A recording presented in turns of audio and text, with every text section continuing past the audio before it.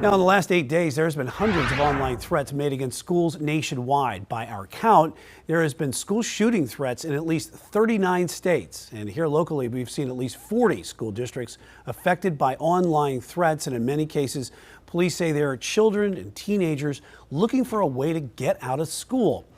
But there are serious consequences to these actions, of course, and here to talk about it is Chief Legal Analyst Khalif Rhodes. And Khalif, what kind of charges here can some of these kids face? As you mentioned, this is happening across the country, not just North Carolina, but in North Carolina specifically. If this is something that you are charged with, is communicating a threat towards a school, that's a Class H felony. You remember, in our state, we have multiple felonies, A being the highest, I being the lowest, and H is in that same category. And so not a high felony, but a felony nonetheless. And so this is not anything to play around with. I mean, if you got a 14, 15-year-old kid that's doing this, trying to get out of school, I'm pretty sure there are other ways to get out of school. And this is social media going wrong because these are TikTok challenges that these kids are following. I'm extremely connected to this. I got 4 kids in the public school system. I got a number of family members that are teachers. And so I'm tracking and following all this all the time. When my kids come home and talk about, hey, we heard about some type of threat, I'm like, well, where is it at? How come I didn't even receive any notice? There's so many different things that are moving parts. And as technology increases, the people that are protecting the students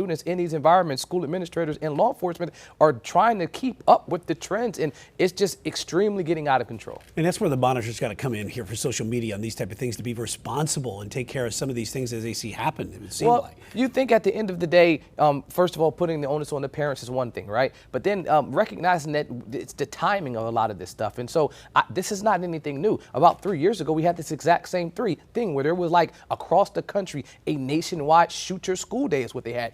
My kids were nervous. We didn't even send them to school. Those types of things have been happening for the last couple of years. I think it's been heightened now with the most recent shootings. So when you couple, these social media threats with real life danger, it puts people in a really, really weird situation on not knowing how to act. Do I send my kid to school? Do I keep him home? Am I able to trust what I'm hearing, that there is no genuine threat behind it? And I think the law enforcement agencies, they're being stretched. I mean, so now they weren't anticipating their day sending 20 officers out to go check on this threat, but they have to do it to verify that nothing is really happening. And so it's stretching out the process and causing cost and legal problems for everyone. It certainly creates a lot of uncertainty and unsafety at the school systems and also with the kids as well. But also, it's not just these shooting threats, it's bomb threats, it's all these other kind of threats. And this can have a real lasting impact on the kids, not only the ones that are doing it, but the ones that are impacted by this. You got to think about it. These kids are going to school to learn, right? And they're right in the middle of testing. We just got back to school a couple weeks ago in Mecklenburg County. Other places may have been to school a lot earlier, but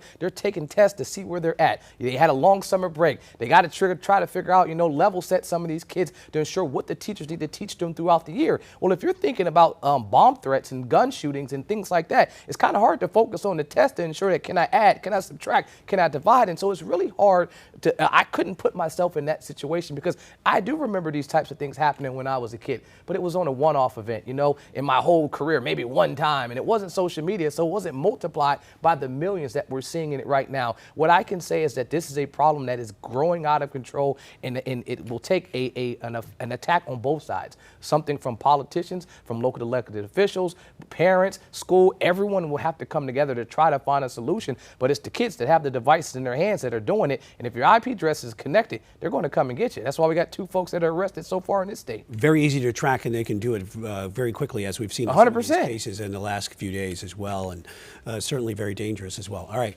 Khalif, thanks for the insight on that today.